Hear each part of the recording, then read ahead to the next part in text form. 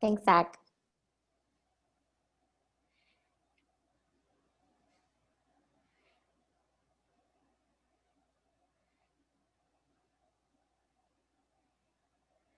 Good morning, good afternoon, or good evening, wherever it is in the world you are joining us. Thank you so much for joining StriveScan's virtual college exploration program. The next 3 days are in partnership with the colleges that change lives, and I have a few housekeeping items before we begin with the college athletic recruiting process session. First and foremost, you are encouraged to ask questions throughout this session via the Q&A button that you see in the bottom of your screen. When you submit a question, it gets sent to all of our panelists, and they're going to work to answer the question during the session and at the conclusion of the session. They may not get to every question during this 45-minute session. So if they don't, they'll receive a transcript of all the questions and can follow up with you afterward as well. As a reminder, your camera and your microphone are turned off so the panelists cannot see or hear you. So if you do have any questions, make sure to type it in through that Q&A. This is one of 50 individual information sessions and panel presentations that are being run through the Colleges That Change Lives programs. Beloit College and Lawrence University have their own individual information session that is also occurring in the later days of this program. So be sure to check those programs out at strivescan.com/virtual/CTCL. When you signed up today, you received a barcode. You do not need that barcode for this virtual event. And we are recording this session and all of the sessions. The recordings are at strivescan.com/virtual/CTCL. The same exact place you went to register. The recordings come a few hours later. And with that, I'm going to hand it over to our panelists.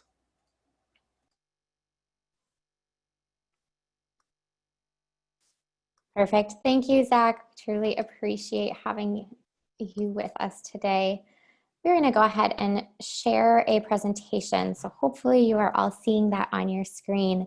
Again, if you're joining us here this morning, we hope that you intended to see the college athletics recruitment process. If not, I'm glad that you're here anyway and can join us.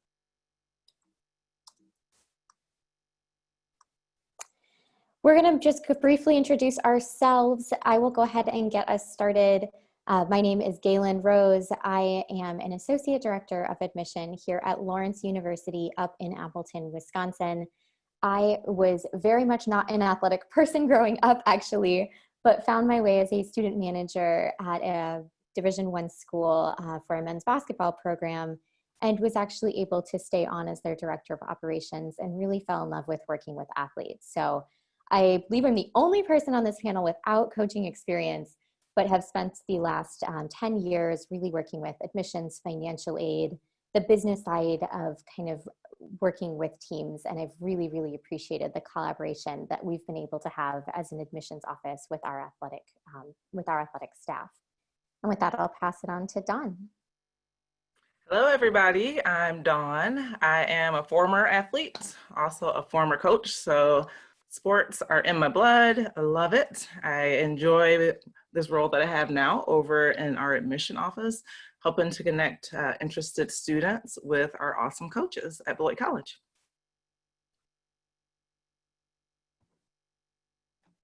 I'm Ted Sankson. I'm the head football coach here at Beloit College. I've been here since March of 2019. I've been involved in small private schools, athletics for, this will be my 16th year. As a player and as a coach, I've coached at Division III, Division II, and NAI level, and just something I'm very passionate about. Feel very fortunate I've been able to have a career in college athletics.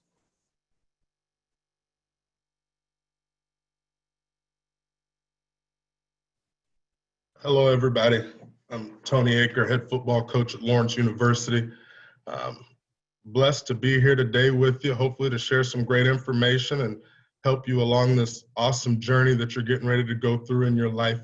I'm going on season 11, coaching college football. I've done all of my college football coaching here in the state of Wisconsin, in the Wisconsin State League, as well as in the CCIW.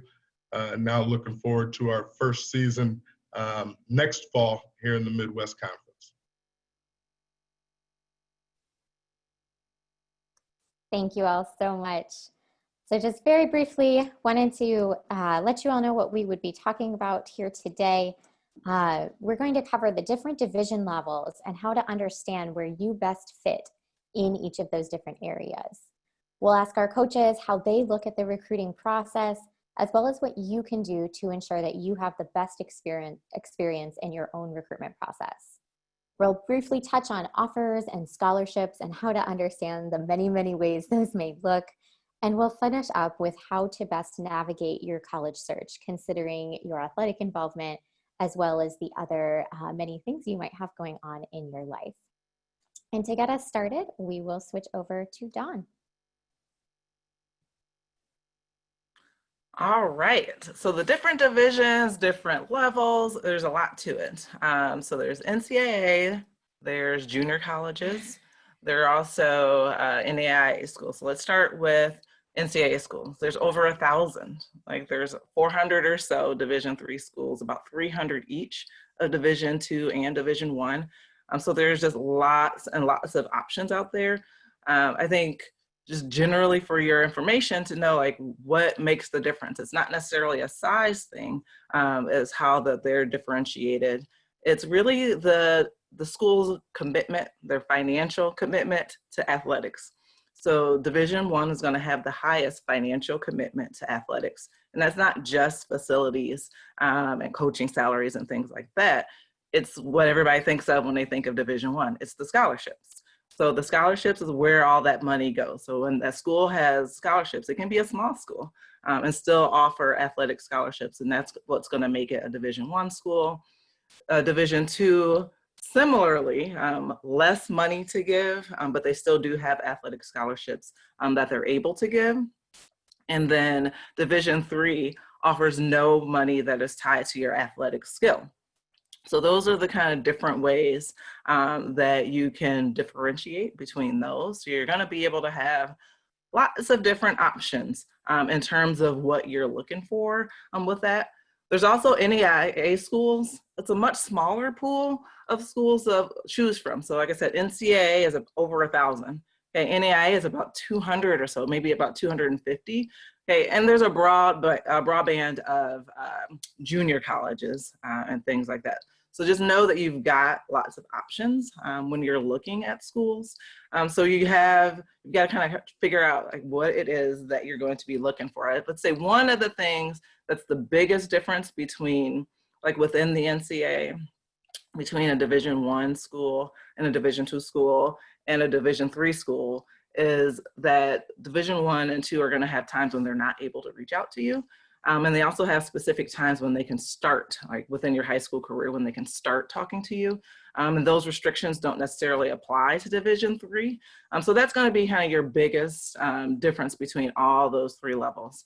But the exciting news is if you want to play, I'm sure you can find a level and a place for yourself to play.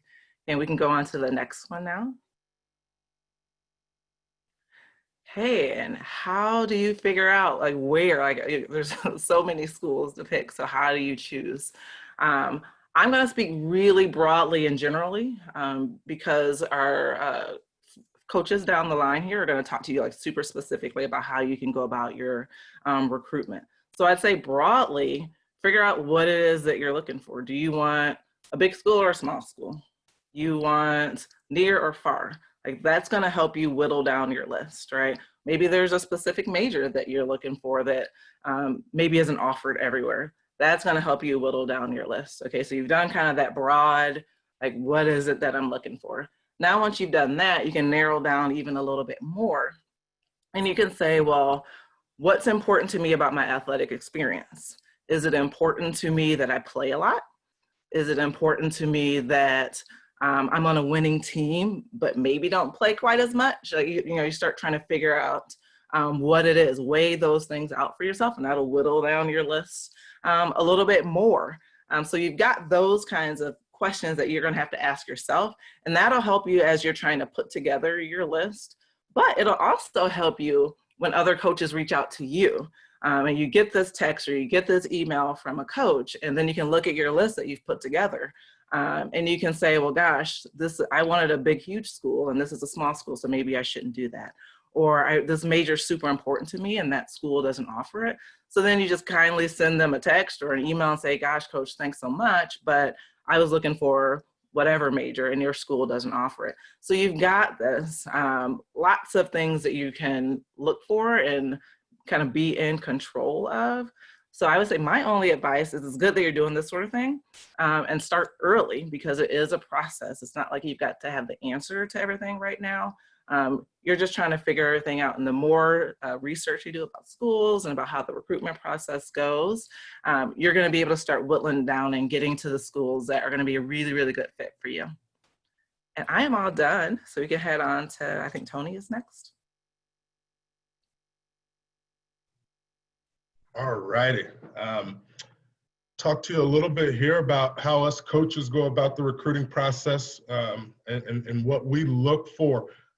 Understand that we're doing everything that we can to find the best and the brightest that are a great fit to our campus, our community, and of course to our programs. And so we use a plethora of ways to try to find scholar athletes, utilizing recruiting services and purchasing lists. Make sure that you're doing your due diligence if you decide to go that route, but that's definitely one of the ways that some coaches look to find scholar athletes for their program. We send out thousands of emails to high school coaches, within our areas, coaches that we have connections with around the country, and ask them who are the athletes that are looking to compete at the next level. And I know with our university, we're going to be specific. Hey, who are the athletes that fit in this this grade area, academic rigor, interest, and then try to find the ones that we should have a great connection with and can provide a great service here at our university. And then I truly believe that the most fun recruits are the recruits that are proactive in their recruiting, filling out a questionnaire, sending us an email. If you find our contact information, shooting us a text or giving us a call and letting us know, hey, coach, I'm interested. Those are the recruits that I enjoy the most, and then we're really ready to dive right in. We all have to go through some sort of an evaluation process. I tell every recruit, as you get ready to finish your junior year of high school, make a plan to acquire your transcripts. Have that ready to send out to every school that you fill out a questionnaire to, every coach that you send an email to, because that's one of the first things, if not the first thing, that we're all going to look at. Where does the student fall academically? On our campus, we're going to get you pre-read by our admissions staff, and they're going to give us a thumbs up or a thumbs down and let us know how we can continue through, or if we can continue through with the process. And so have those things ready for you, ready to go, so that you can go and attack it. Have your highlight film, full games, whatever you can acquire that has you performing on the field, court, whatever it may be, have it ready so that we can see. We're all going to go through an evaluation process to figure out where your ability level is, and how we can best have you fit into our program. And so make sure that you can provide as much film, as much information about your athletic endeavors as you possibly can, because then we're going to do everything that we can to start to develop that personal relationship with you. We want to find out who you are, what you're all about. I think every coach wants high character athletes in their program, and we want high character scholars on our campus. And so having the opportunity to develop that relationship, go through this process, and find out if what you're looking for we can offer and how we can best provide it to you. You want to go to the next slide for me, Galen, please? And then as we continue through these steps of recruiting and really helping you figure out how you can be recruited, especially in this COVID era, again, let people know that you have interest in competing at the next level. Let your coach know, counselors in school, let your parents know, club coaches, friends who you know that are getting recruited. Be extremely proactive in getting yourself out there so that people know that you want to be recruited. I talk about this regularly, and I think it's important. Develop a priority list. And I know Don touched on it a little bit, right? Starting with that big funnel and kind of narrowing it down. This recruiting process is about you all right? Where's going to be the best fit for you academically, athletically, socially, spiritually, so that you can continue to take the steps on the journey in which you're planning and broadcasting for yourself. And so develop that priority list and then stick to it. There's a ton of universities, as Don mentioned, and you'll be able to find the best one for you. Complete questionnaires and have your transcripts included with them as thoroughly as you can. Make sure that you have an email address that you're going to check regularly. Don had a great idea the other day, and I hope I'm not stepping on your toes, but maybe think about developing an email just for recruiting specifically, and check that regularly so that you can put yourself in a great position to have those regular contacts with coaches. Make sure that you have your highlight film and your performance list, transcripts ready, things of that nature. And then most importantly, stay in touch. If you receive a text, respond to it, email, schedule phone calls or Zoom meetings with coaches, and then stick to that schedule. And I'm sure you're going to have a great process and time doing this.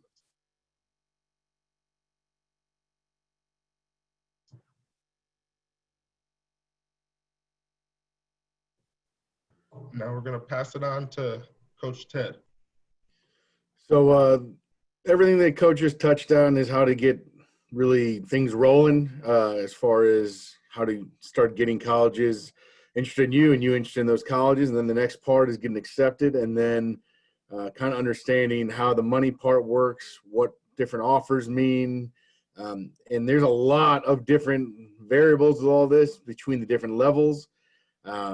The first part of here, the difference between a full ride, a partial, and a non-athletic scholarship and aid. For athletics, Division I are primarily the only schools that can offer full financial scholarships that cover room, board, and tuition. There are some NAI and some Division II that can do that. It also depends on the sport. Not every sport is going to be fully funded as far as full allotment of scholarships for the full roster size. So it just depends on the sport that you are playing. You need to kind of do your homework and find out what levels you're looking at and what types of scholarships are going to be available at those individual schools. Because within that, especially once you get to the Division II level, not all schools are funded the same.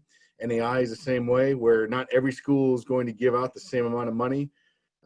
So there is a lot of homework that has to get done once you start getting into getting an athletic scholarship, depending on the level that you're being offered by. So what I tell everyone is make sure you ask the coach that's giving you this scholarship offer. Ask for it in writing, because there is a lot of gray area that goes into this. Anything that's a verbal offer, anything that's a verbal scholarship is nothing technically. Like it's sort of a gentleman's agreement. So you want to find out what exactly is the plan. Are you going to be getting a verbal offer of some kind, or is it going to be a written offer at some point? Is there a time frame on that you have to accept or decline it? The worst thing you can do is just not be proactive in asking questions. And that goes, from the recruiting process that Coach Aker was talking about to now you being fully recruited by the schools you like. You still need to ask a lot of questions. Don't assume anything. And there's no such thing as a bad question. And in my opinion, good coaches are always going to give you the straightforward answers and let you know where you stand with them.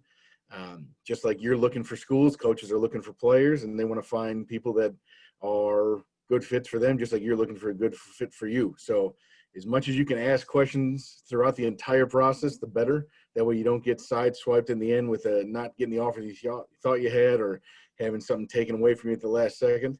And that's, again, mainly the Division I and Division II level and some of the NAIA. As far as Division III goes, there's numerous different things now that kind of go on social media and through mail letters and text message notes, where there are offers now being put out. And there's verbal offers, there's written offers. At the Division III level, you need to really find out what each school is talking about when they are saying that they have an offer for you. Some of that might be an offer for a roster spot within their team. Some of it might be a chance to try out when you get on campus. Some of it might not be anything. Some schools send out 250 offers all summer long. They don't know who they're recruiting. They're just trying to see who's actually going to respond to their offer and then develop their interest from there. Every school does do it differently. There are large teams, there's small teams, just like there's large schools and small schools. Some, I can speak specifically to football. There's going to be some roster sizes with 150, 200 kids. There's going to be roster sizes in the 40 range.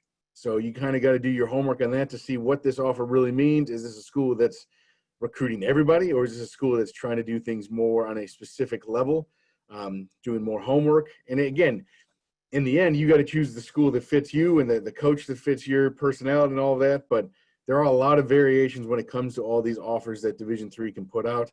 and the roster spot stuff. And then none of that has to do with actual admissions to the college. I can speak specifically about a Beloit offer.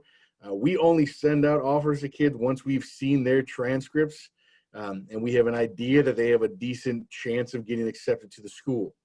We do not guarantee acceptance to the school. We cannot do that. So every offer we send out says this is based off you gaining acceptance to the school, and then along some other lines, continue to be a good person on and off the field and all of that type of things. But and a roster spot offer from us and from most schools has nothing to do with you being admitted to the school. That's still, you're going to have to go through the admissions process as far as applying, submitting test scores, whatever essays are required, letters of rec. So the offer is kind of like the appetizer to get you to take the next step in applying most of the time at our level. As far as 1 year and multi-year scholarships, you really have to find out through the school you're looking at what the scholarship offers entail. Some are just going to be first year scholarships. Some will be good for all 4 years as long as you maintain a minimum GPA. All of these things are easily answered if you ask questions. I think the biggest issue comes when students do not ask the question during the recruiting process, and then all of a sudden they're surprised that, oh, well, I had this certain leadership scholarship, and why was it only good for the first year? All of it's in the writing, all of it's in the offer. You just need to make sure you read those and then ask the coach and ask financial aid when you get those type of scholarships. Is this going to be good for all 4 years? What are the stipulations? The next part of this, you see that there's a red shirt, gray shirt, tryout, and JV offer. And that's where it goes in with the verbal offers and roster spot offers. Every school is different. Every school has a different way of going about developing their teams. Division III cannot redshirt anybody unless they are medically redshirted, but all other levels are able to say that we're recruiting you, but we do not plan on having you play in a varsity, basically actually compete on the field for a contest. You just be a practice player. A gray shirt thing is it is done at some Division III schools, and you are basically told that you're being recruited and that sometime after the first area of competition is done. So for football, once the fall season is over, then you can start working out with the team in the spring. Those are for the larger roster sizes and things like that. And some conferences have rules on how many players can be carried on the roster. And then tryout wise, again, it's each individual school's kind of concept. Some schools are going to have you try out. Some schools say that as soon as you're recruited, you're part of the varsity spots, and we're not going to put you anywhere else. And then there's still schools that have JV teams. So I know there's a lot of information here and a lot of gray area. Legitimately, that's how it goes. So you really got to make sure you do your homework on each individual school and see what it is you are looking for and what experience do you want. If you're someone that would prefer to just be a practice player your first year, develop, and then see about making the team as a redshirt sophomore, that's fine. If you're someone that wants to have a chance to compete right away, then you need to find out from that coach, is this actually a chance to play as a freshman, or am I going to have to sit out a year? All questions that will be answered as long as you ask the questions. And then any requirements to maintain scholarship and roster spot, again, that is a school-by-school basis. Every school has their different protocols for this. So that's, again, once you start getting closer and narrowing things down to what schools you're looking at, that's where you can ask further questions of what are the requirements to keep the scholarship I have all 4 years? How can what are the reasons I could possibly lose it? But there is not one blanket thing that goes across all the schools. And then the last part here, it says when the coach needs your response by. Again, this is each individual coach. Some coaches are going to say that by our early action 2 deadline, we need an answer. Some people are going to say by February 15th, we're going to close recruiting. And then some schools are going to recruit all the way through the summer. You just need to make sure you're on the same page with the coach that's recruiting you. The worst thing you can do, which I know has been covered at length here, is just not be communicative, not respond to emails, texts, not return phone calls. If you do that, that's going to cut you out of a lot of communication. And for the most part, a lot of coaches are going to move on to someone else. And I believe that's all I have on this slide. I don't know if the bottom's cut off.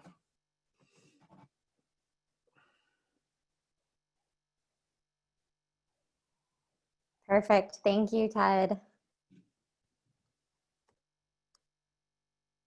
All right. And as Coach mentioned, there's a lot of gray area here, and we know that it can feel very confusing. So we completely appreciate you all thinking about the areas in which you can control.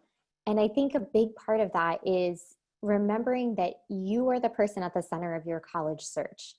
I know that there is this big dream, right, that Wisconsin or Stanford or North Carolina is calling us all tomorrow, and we're signing that deal and we're getting the big scholarship money. But the reality is that it is so much more of a student-driven process than that. There are so many factors that we want to consider. So that might be when you are putting together your priority list, playing for a big name may be a priority for you. But there's a number of other factors that we really want to consider. So we talked a little bit on the athletic realm of what those important pieces might be. If you want immediate playing time, look at that roster. See how many people are on the roster, how many people within your own position. You really want to make sure that you're doing the research so that you know what you're walking into.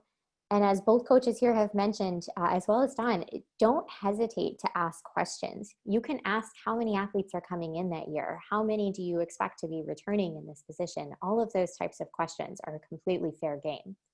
But of course, athletics is not going to be the only deciding factor for you.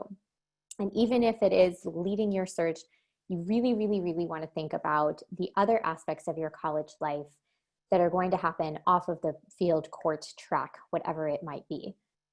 Academic is, of course, a huge portion of that. The probably thing you'll hear most about from your parents, your counselors, what's probably going around in your mind as well. Making sure that a school has your major or your areas of interest. If you don't quite know what you want to do yet, that is okay in most places. You should ask, how does a school help me find my major? What kind of majors might I be interested in if I have X, Y, and Z passions in my life? There's so many great ways to kind of explore those academic interests, and coaches will have great information on that, as well as the admissions officers that you're going to be working with. From a social perspective, you want to make sure that it is a place, right? You hear this a lot. If you get injured, do you still want to be in that place? Will you have friends? Will it have other activities that you like? More and more colleges are looking for well-rounded individuals. So maybe you play music or do theater, or you like going for bike rides, you like baking, you like anything else. We are really not looking for one-dimensional people. We want you to be able to really enjoy your life outside of your athletics and outside of your academics. I think it's a little bit different at different divisions, just in terms of the time commitments. You may have more ability to be involved at some levels than others. And I know that's something that at Lawrence and Beloit, we both really emphasize as part of that Division III experience, being able to be engaged in your community, to have such a well-rounded experience.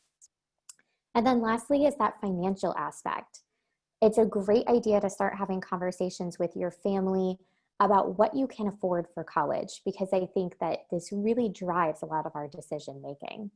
Again, that dream, right? They call us up, we all get all of the money, but even at Division I, I think there's only 6 sports that actually offer those full ride scholarships that cover the full cost of attendance. Everything else is going to be some mixture. So you may be able to qualify for merit scholarships or for need-based financial aid. Just because you may not be getting that scholarship offer, or even if you are getting some of those partial scholarship offers at a D1 or D2 level, you may find that with need-based and merit-based financial aid, another level or another offer is better for you. As much as you can wait in that process and be able to compare financial offers as well as those admissions decisions, as our coaches have mentioned, you will need to ask the coach if you have an offer, when that offer expires, what is the timeline on this? But as much as you can wait and have all of the financial information, it'll be a great benefit to you and your family. And then lastly, we wanted to just briefly mention, this is not a process you have to do alone. I appreciate how many of you have already signed in to join us this morning, but remembering that your parents, your coaches, your counselors have always been advocates for you. And I think in the time of COVID, even more so, they are going to be incredible resources, as you may not have access to the same presentations, high school visits, things that have been going on in your high schools or communities in large groups. Many of us have gone virtual in all of these different options, but still having those mentors, getting that perspective, hearing from other people who have been through this before can be tremendously helpful. So don't hesitate to ask questions, share your interests, really rely on those people who are closest to you and know you best. And because Okay. we've shared a lot of information, we can Yep. switch to some questions. And we have Yep. Karen Smith who's going to Yep. join us. Yep. So I've been monitoring the questions. There's been many good questions. And so the first one that I'm hoping that Ted and Tony can respond to is how's the recruiting process changing as a result of the pandemic? I mean, for us, it's obviously been a lot less of in-person contact with kids. And we have not gone into a high school since all this started. As a staff, we have not gone to any of the showcases that have started to re-pop up this summer, just trying to be as safe as possible. But we are still actively contacting students through different lists that we have bought, through contacting coaches through email and getting lists sent back to us. So it hasn't really stopped the process. It's just made the process a little harder to be a very personal touch. But we still are talking to guys via FaceTime or Zoom meetings. So it's just adjusting to everything that's going on, but making sure that we are maintaining as much safety as we can with the new times that we're in right now. Yeah, I would just piggyback off of what Coach said. It is different not being able to provide that on-campus, in-person experience with a lot of students. Because understand, this is a great time for you to go and try to travel and see the schools that you're interested in. Typically in the summer, and I know we're getting a little later into August now, so we would all be starting to play or compete in some form. But yeah, it's just adjusting and then trying to think outside of the box, using some virtual things, going on campus tours on FaceTime and walking around and trying to bring our university to you guys as much as possible. And so stay active, communicate as much as possible, and understand that we're all going to try to find ways to continue to communicate. Great, thank you. Another question that, Dawn, I don't know, maybe you might be the best person to respond to this. What is a student's, athlete's time commitment at the various levels of college sports? Does it change? Yes. So I would say, so one of the things that I talked about, so I played Division I at University of Wisconsin, so a Big Ten university, so just a high time commitment athlete. So one of the things when I was coaching, I would always tell people when I was recruiting is the passion isn't any different in our athletes. Like they still love their sport. They still want to play hard. They still want to be a part of a team. They still want to excel. They still want to win championships. They want to do all of that stuff. They're working hard in practice. All that stuff is the same. But their ability to do something besides play their sport is a lot higher at Division III. I was really Dawn, the volleyball player, as an athlete at that level. And you have more options. And again, the passion isn't any different, and the commitment to being excellent and successful isn't any different at the Division III level. But your ability to do something else, like to have another passion, is significantly different. And I would also say there's, of course, different levels of Division I. So I was at like a super high level, but there's kind of mid-level, there's lower level D1s that aren't going to ask quite as much time. But just logistically, yes, Division I is going to have a traditional and a non-traditional season where you're going to have a large time commitment. Division II is going to be the same thing with a little bit more restrictions on your non-traditional season in terms of your time.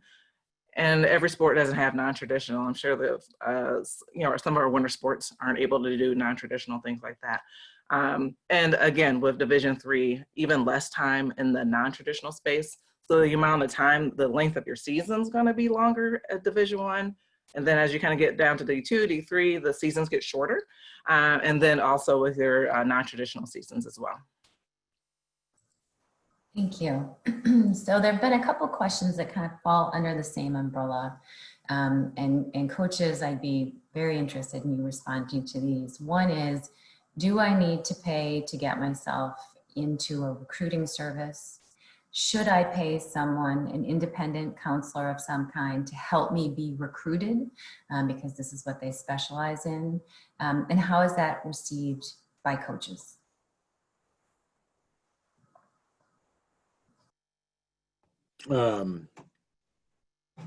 It's never bad to get more exposure. Like, I don't think it's a bad thing to pay for a service. I would just I'd make sure you do your homework on whatever the services you decide to use. Unfortunately, just like with anything, there are some bad services out there. There are some people that are not going to have your best interest at heart when they're putting things together. So just find out if you know anyone else that's used the service that you're considering, see what their thoughts have been on it. For football specifically, we still like talking to the head high school coach about the individual.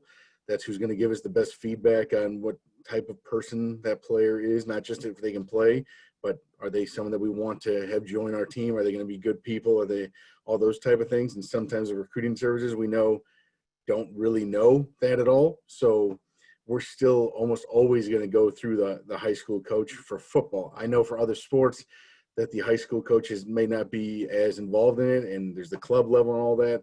So I think whoever you are directly getting coached by the most is probably who you want to talk to about like what they can do to help you get recruited. And then if you feel like you're running up against some barriers there, that's when you can take a look into using some other outside services. Tony, do you have anything you want to add to that? Go ahead. Yeah. Yeah, do your homework and be wary of promises. Don talked about it as you were looking at the different divisions. We all have the dream, but we also have to have some level of thought about where we're trying to compete. And so if someone's sitting in front of you saying, hey, I can get you D1 and I know this and that and the other, and a Division I school hasn't reached out to you at all or coach, but you got to be wary of things like that. As we both mentioned, we purchase lists. We do it to help us in recruiting, help us find great scholar athletes. And so it's not necessarily a bad thing, but Coach gave great advice. Do your homework, talk to other people who may have used services or that specific service that's talking to you, and make sure that you find the best fit and understand, and also understand what they're intending to do for you.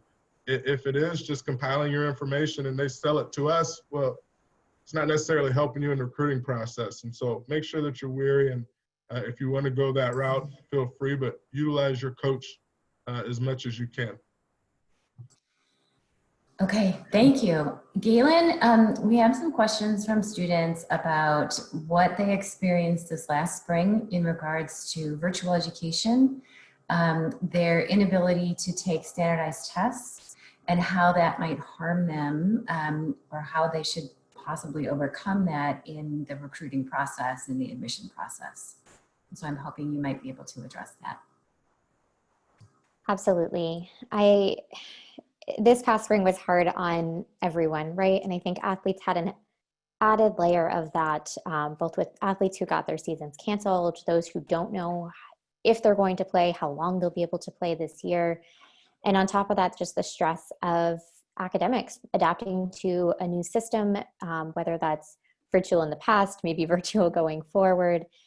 Every school has changed grading systems in different ways. Colleges left and right are deciding to move to test optional admissions, which means simply that it is up to you whether or not you would like to share your test scores.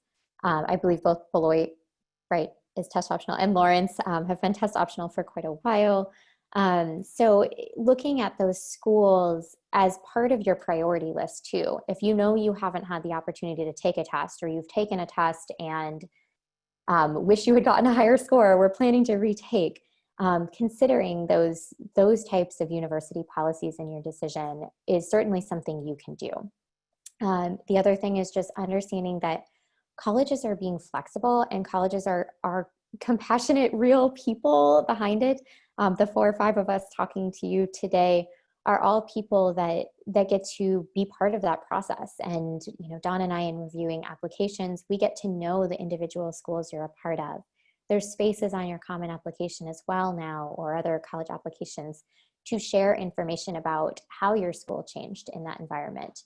You are always welcome to reach out and share with us any hiccups you may have had or any weird grading system you may have switched to. We really appreciate that communication as much as possible, but just knowing that we're going to be compassionate, that we're having to be flexible, and that test optional is certainly an option in many, many cases now. Thank you. And coaches, a very similar question for you. What if I don't have, a student is asking, what if I don't have stats from my junior year spring season and I was a spring athlete? What if I don't have highlight tapes or film that I can submit that under typical circumstances I might have been able to give to a coach? Can you talk about how what you would recommend to students in regards to that? Yeah, I think the best thing is to communicate that.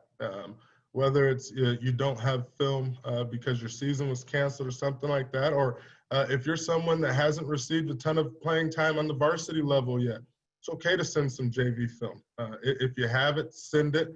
But if you communicate that with coach, I promise you, we all recruit on potential as much as we recruit on what we see on the film. And we're still trying to forecast some potential from somebody with a 12-minute highlight tape or somebody with a minute 30 highlight tape. And so communicate that. I think that's one thing that we've continued to repeat throughout this entire deal.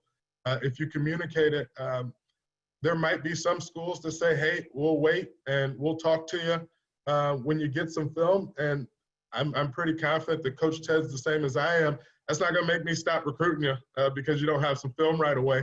You're still going to have an opportunity to go out there and compete. And even if you don't, you could still have an opportunity to grow and develop on our program, on our campus, doing some great things. And so don't let it bog you down. Be as proactive as you can, providing some film. I know some young kickers, especially this spring, who have sent film hunting in the middle of the street, kicking into a field if they have one. So, be creative as well. When I was in junior college, we had a young man that he sent just film of himself working out, everything from doing standing backflips to lifting in a weight room to try to get himself recruited. And so be proactive, communicate, send as much as you can, and find the schools that are still going to be interested, because quite frankly, they're going to give you a different opportunity. Okay, I think we have time for one more question, and I certainly can answer this, but I'm gonna let my colleagues, Dawn and Galen, how close does an athlete's academics need to line up in comparison to what's posted as our average academic standard in order to be admitted, in order to be recruited? And so I think that the behind the scenes question is, what if I don't meet the academic averages, but I'm a great athlete? And so wouldn't my athleticism override potentially some lack of academic background? I'll start and you want to take it from there. I would say, we talked at the beginning about the different levels. At Division III, there isn't money available for athletic skill. So you're not going to be awarded any money based on your skill level. All of our money is going to be based on your academics and things like that. Once you move to pretty much all the other levels, so JUCO, NAIA, NCAA D2 and 3, there is money available for your athletic skill. But I would say at Division III, for the most part, you're not going to have money that's available solely based upon your skill level. And what I always talk to students about is just an average is an average. You don't have to be a math whiz to know, right? Half or more and half or less. So when you see an average, just keeping in mind that there are plenty of people who are not at that level or higher. So we just want to make sure that you're keeping in mind that the many, many ways we recruit, which is not just academic, it's how you're going to contribute to your community. And being an athlete is a huge portion of that. So we really appreciate everything you're doing, and being honest in your admissions and recruitment process is a huge help, just staying in touch. So we have run out of time. A few things to know. First of all, this session has been recorded. And so if you missed anything or you want to hear it again, you can go back and hear it again. It'll be available on the StriveScan website. We get a transcript of all of these questions. And so we, the panelists, will divide those up and get back to you with answers if we feel like we haven't answered those questions. And then the final thing that I'll say is you see in this panel today both athletic coaches and admission officers, and we work together. And so there are times that you're going to meet us in the admission side first, and we're going to make you known to the coach and vice versa. But at particularly Division III schools, those two departments work very closely together. And we get just as excited for the new athletes coming in as we think our coaches do get excited about the whole class coming in. So thank you very much for joining us this morning. Zach may have a few last minute StriveScan things to say, but otherwise we really appreciate you spending time with us. Yes, thank you so much to our panelists, and students and counselors, thanks for tuning in. If you'd like to hear just about Beloit College, they've got their own individual information session tonight at 8 p.m. If you'd like to hear just about Lawrence University, they've got their own individual information session tomorrow night at 8 p.m. That's easy to remember. Tonight at 8 is Beloit, tomorrow at 8 is Lawrence. As you close this window, a very quick 4-question survey will appear, so we do ask for your feedback, and we encourage you to go to strivescan.com/virtual/CTCL to sign up for that Beloit or Lawrence individual information session and all of the other CTCL programs that are running through Tuesday night. Thanks everyone. Have a great evening.